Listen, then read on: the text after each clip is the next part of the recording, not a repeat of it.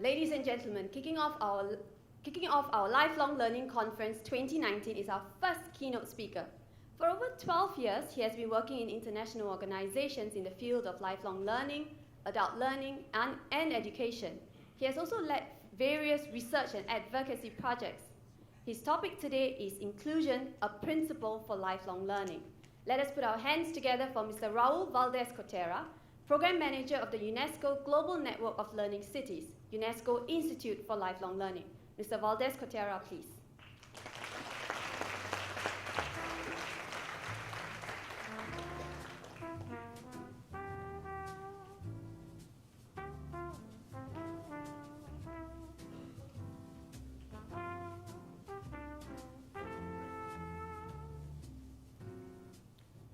Good morning, everybody. It's a great pleasure to be here once again, enjoying very much the learning experience that means being in Singapore.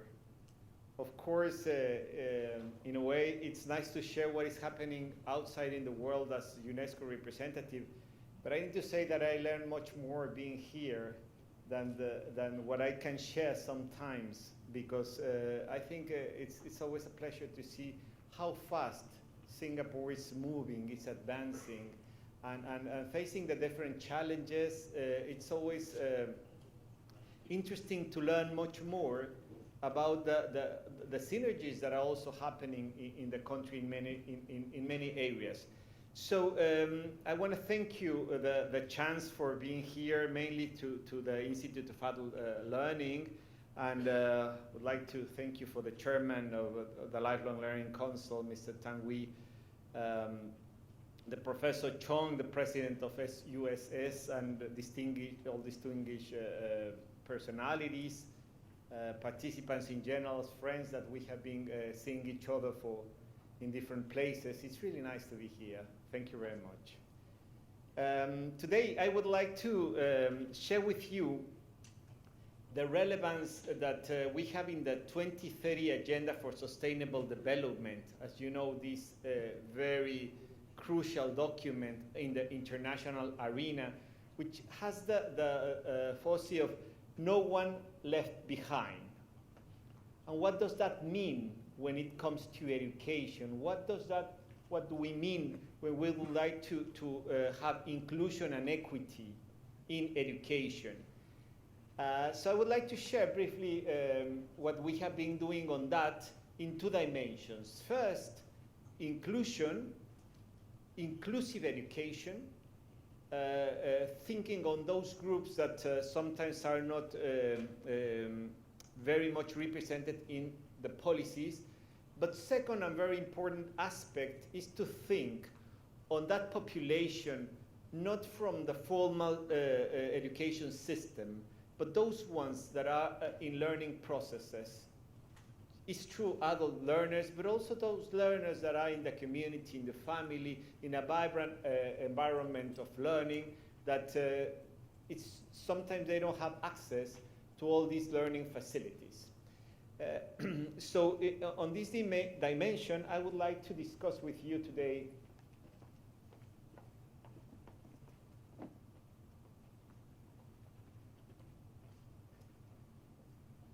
no problem.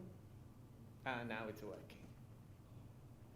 Yes, I would like to discuss with you four main points: an exploration of the key concepts related to these themes of inclusion, inclusive education.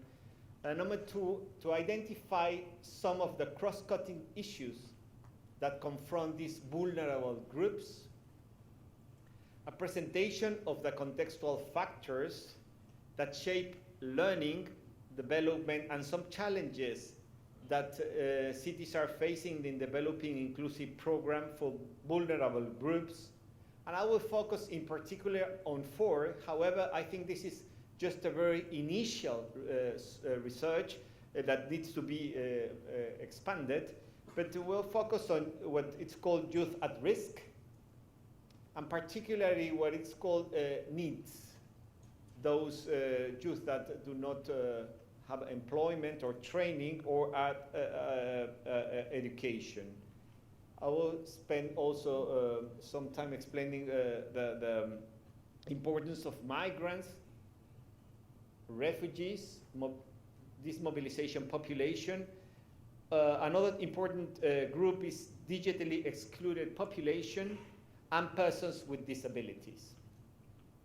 And the last one will be an indicator of some possible directions for inclusive education in cities. As you know, UNESCO, the UNESCO Institute for Lifelong Learning, has been focused a lot of work at the city level.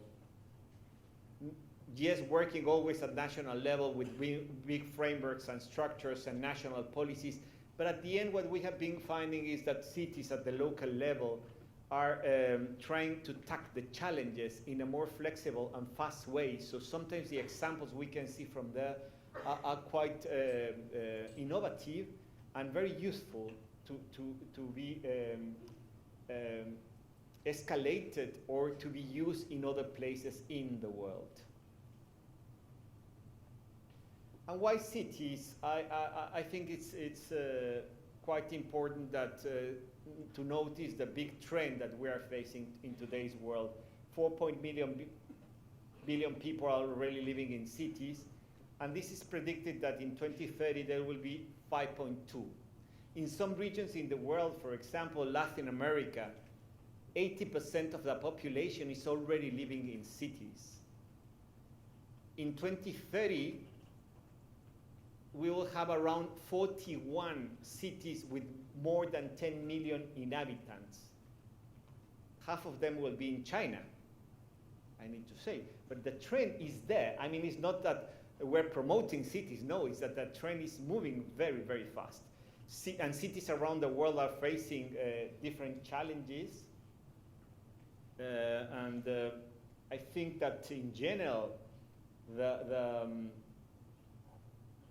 people is moving to cities in order to ensure adequate housing and infrastructure to supporting the well-being of growing vulnerable populations that include migrants, youth, digital excluded populations, and many other people in regions, aging society. In a way, while people is trying to find diverse socioeconomic and cultural backgrounds, to search better lives, greater safety, basic services, decent work in cities, we have the other side of the coin. In cities, 80% of the population of the pollution is produced. So yeah, I think that learning opportunities in cities must be of high quality, inclusive of the diverse backgrounds of all learners, and offer on a continuous basis throughout life. So what we can see is that in cities sometimes there's a big need to react very fast to the needs.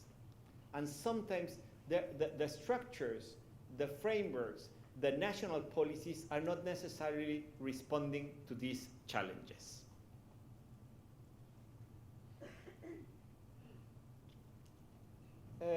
In order to support the importance of inclusion in learning education, in learning cities, I would like just briefly to explain the big international frameworks that have been leading the concept of inclusion. And it's very much based on what is called the Salamanca Statement in Spain that was 25 years ago. That was focused on actions on special needs education.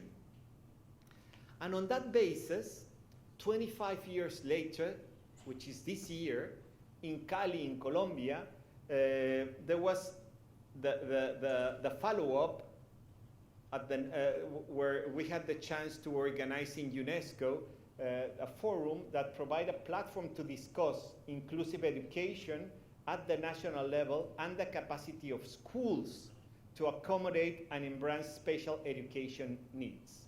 So it was a big discussion on access in the formal system. And this is very much responding to SDGs, and mainly SDG 4, based in education, and 4.5, which is meant to have equal access to all levels of education for the vulnerable, and 4.A, which education facilitates that are disability and gender sensitive.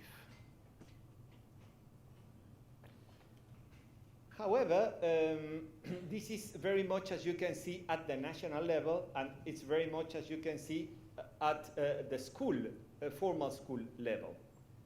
So that's why, in order to move to the city level, an increased amount of attention has been directly towards inclusion as accessibility, or the imperative that cities develop their physical infrastructure so that persons with disability can access public spaces. And it's on this direction that we organize as UNESCO the conference, 4th International Conference on Learning Cities, again in Colombia, but in Medellin, in a very emblematic city. Because you know, in the 90s, Medellin was the most dangerous city in the world. And today, they have been receiving a lot of recognition in the international arena for the big efforts in order to be an inclusive city. They are very much awarded in many different areas.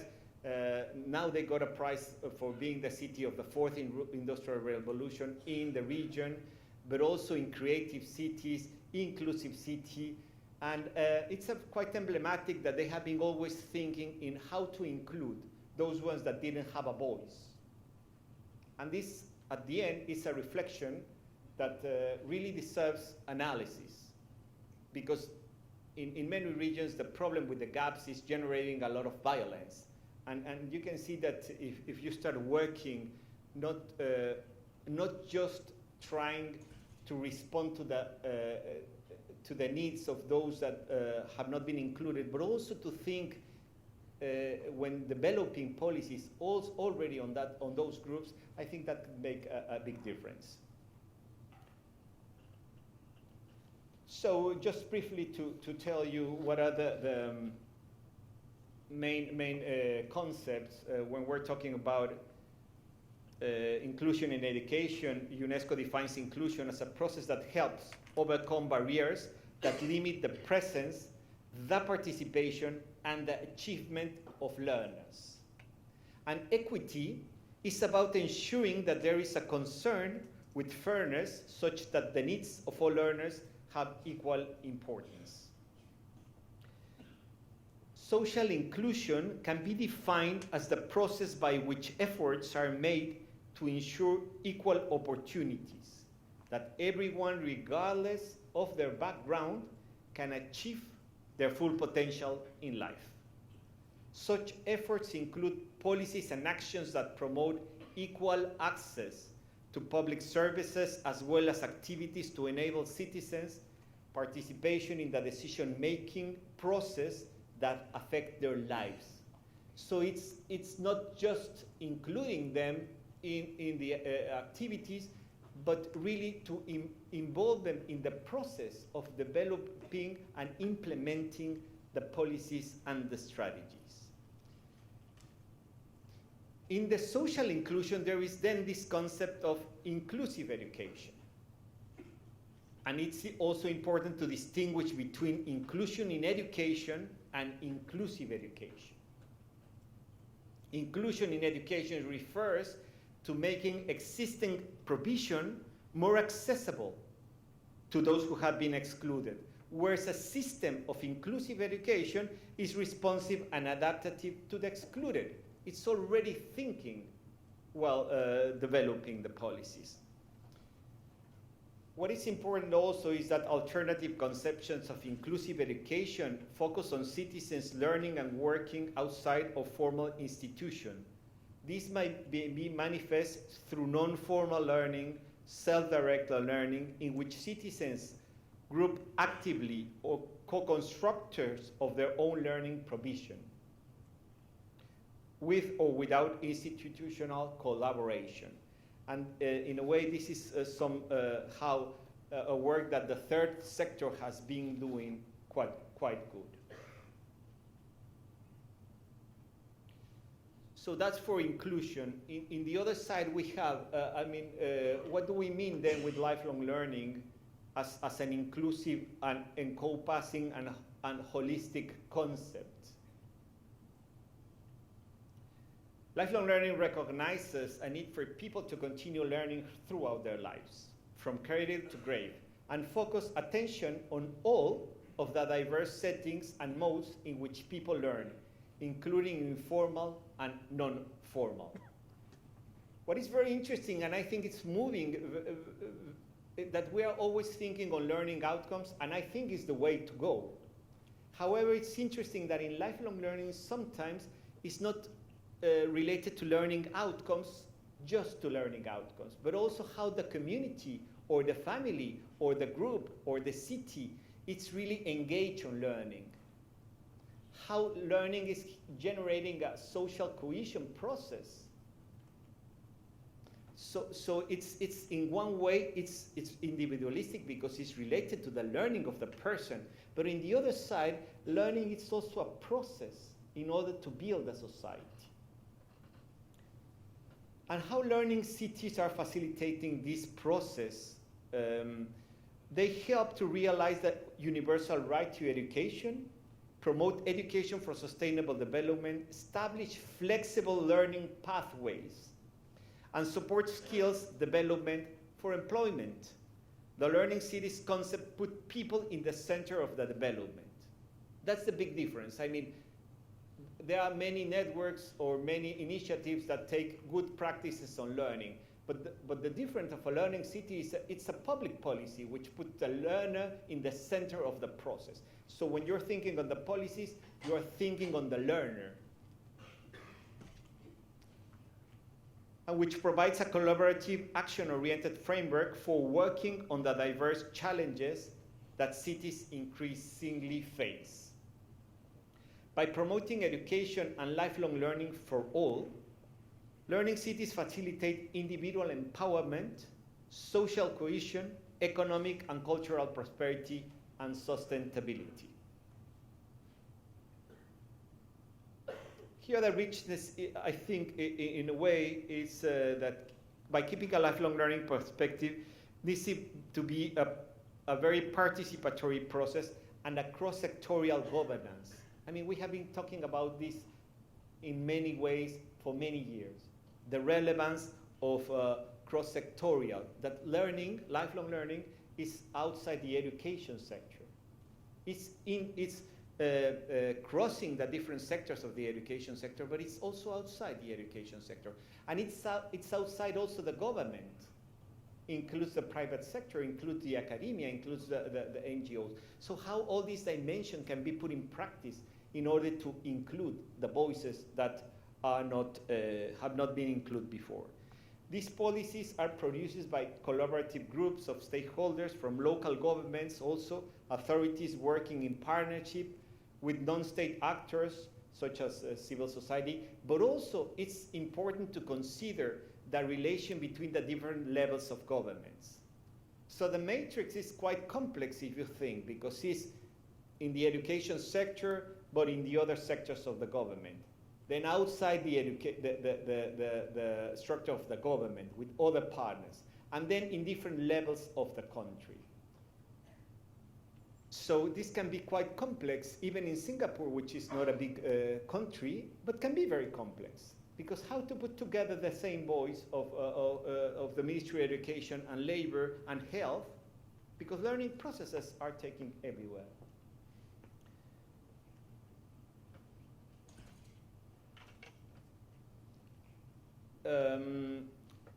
I will take briefly just to say that vulnerables denotes a risk of exclusion from learning opportunities. If someone doesn't have the chance to have learning opportunities during their life, it's this group of excluded population, vulnerable populations. Exclusion, we can see also that is more pronounced in slums and deprived areas. And vulnerable groups are often located in some of the least developed areas of cities. So it's also interesting how the city works, because you can have statistics and very positive statistics of the richest areas of the cities. But the surroundings, they are not part of the process. They are not part of the strategy or the policies. And in all cities, we can face these kind of things. So it's there when we need to work. There are cross-cutting issues on vulnerable cities, and I think it's important that it's also vital that when talking of vulnerable groups, there is recognition of the potential for the same person to be affected by different forms of exclusion. It's what is called this Matthew effect. It is possible for an individual to be both a migrant and a young person at risk, or a digitally excluded person with disabilities. Lifelong learning policies and practices can simultaneously respond to the needs of the different groups, which in reality often overlap.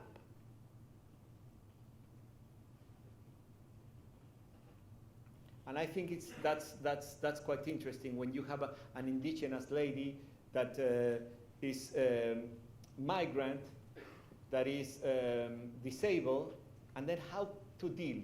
Are there different policies? No, I mean, the thing is to have a comprehensive policy that could really bring answer to the different learning needs. Attempts to point out clearly defined groups are problematic because exclusion is so multifaceted. Even an exhaustive list of groups is likely to overlook someone. We can make a list of 50 and there will be still some others that are not included. In that sense, it's better to think always in inclusive education, because it's always considering that and not trying then to target those groups that were left behind. It is, however, necessary to do this exercise in order to organize discussions around concrete policies aimed at addressing a particular issue that applies to significant numbers of people. In my 10 minutes left, I will try to go into these 4 groups: youth at risk, migrants, digitally excluded populations, and persons with disabilities. Nevertheless, there are many other groups. Just think about elderly population, indigenous. We have a very interesting work now with in prison education. It's amazing, and libraries and books in prisons. It's great job that we can do also on that. All of these groups, as well as others not listed here, deserve much attention as the groups feature in my presentation. But I need to say something. When it comes to collect new information about policies and practices for inclusion and lifelong learning at the local level, data sources are very, very limited. More research into inclusive policies and practices in cities is really required. So it's a very initial work, but at the end, we need it. We have national data sometimes that is not reflecting on these groups. I would like to ask then Patrick if PIAC is, in a way, thinking on this direction, no? But even if it's so, it's not the same at the local level, really. So I will go briefly with the first one, youth at risk. This term of not education, employment, or training first emerged in UK, already in the 80s. However, it was just in the beginning of this century when they published this Bridging the Gap report. And then some other countries start using net as a term and a category.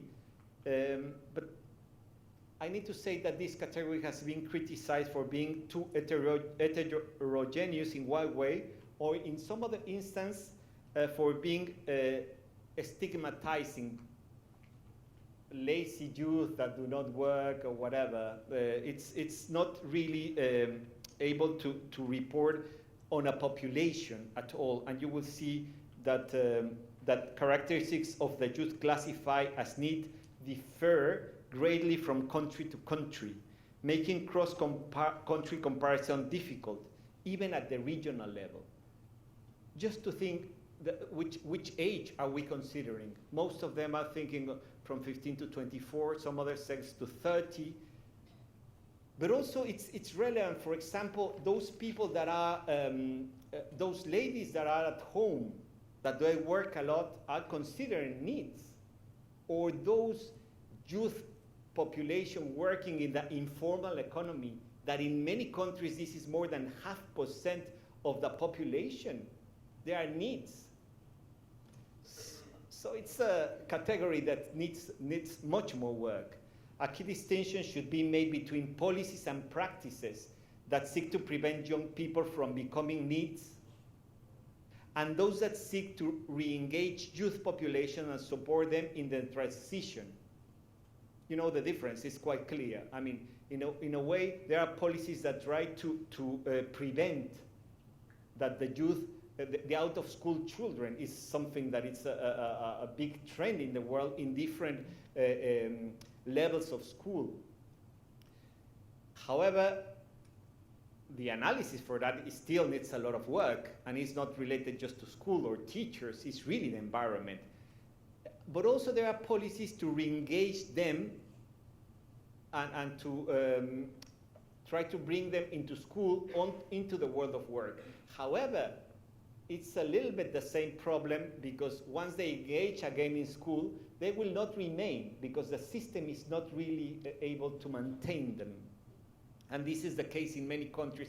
There's a very nice program in Brazil that is called Pro-Job and Pro-Youth, that is even giving money to support them in order to go to school or to start a skill in order to start in the world of work. However, as the system is not fixed for maintaining and it's well-oiled, the machinery, it's very difficult. But I would say that further strong education, training, and labor market information analysis systems which cover the non-formal and informal sector and qualitative job aspects are often lacking to inform policy, set targets, and evaluate impacts. Where such information system exists, they are only used in isolation. We have very few information on that. Policymakers cannot really, you cannot see easily policies that are addressing this population. Although cities, municipalities, and local governments may have youth policies in place, they often do not address the particular vulnerable youth, these groups. And there are challenges with regard to the implementation. There is also a need for policy frameworks to facilitate transition from the informal to the formal economy. So, I mean, it's a very gray area, and there are not enough policies that are really targeting these vulnerable groups. But I have more: migrants, refugees, displaced population. This is quite a relevant topic all over the world. Profound demographic, socioeconomic, and technological changes, and migration and forced displacement are top policy concerns. People move across or within countries for different reasons. Besides economic factors, others have increased in intensity, as in the case of irregular migration and forced displacement related to crisis.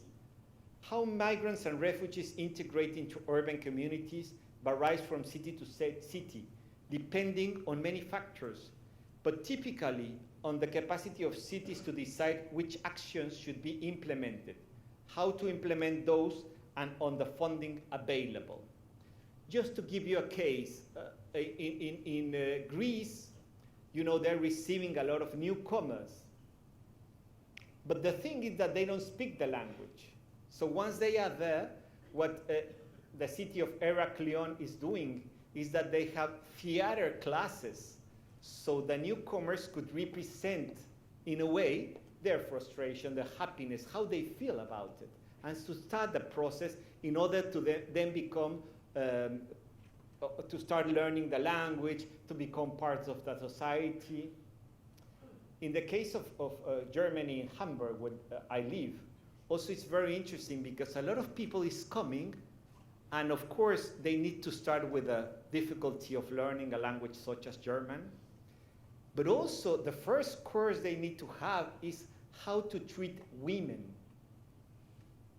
because that can be an issue. the way they see women, the way they speak to, the way they approach them. So how to it's a cultural thing that needs to be able to tackle. But there are not national policies on this. It's the city themselves who need to know how to deal with it.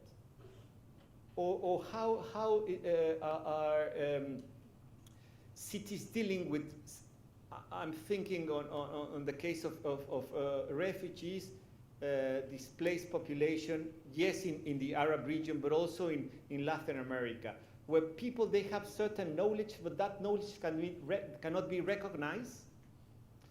And then we can come into these big frameworks of recognition, validation, and accreditation systems in Europe, that in this case of cities, we need something very fast, something very flexible that could allow them to start working almost immediately. So, well, I think there's a lot that we can see there, and there are interesting efforts among the world that we need to collect and learn much more. But of course, other refugees which are facing all these big problems of integration, and even integration is not enough. Integration accepts or integrates part of the culture of the newcomers in the system so that they are more tolerated or respected. However, it is still the individual with diverse needs who is asked to adapt to the existing system rather than the system itself. By contrast, inclusion respects the rights and responds to the needs of all those who are part of it, creating a space where diversity is celebrated and valued. What are the main challenges on these groups? Well, vulnerable groups populations in cities on both low and high income countries suffer from poor access to basic services, such as education, housing, transport, which foster disillusion, discontent, and sometimes violence. Because of the lack of coordination between central and subnational levels sometimes, the cities take the lead, creating initiatives and partnership with other stakeholders. I'm going to move fast to the digital excluded population, which is a very interesting topic, and we very much relate this to the aging population, but it's not. The relationship between social and digital inclusion is evident in debates about the digital divide. The digital divide, understood as non or limited access to digital environment, is perhaps decreasing, at least in some countries.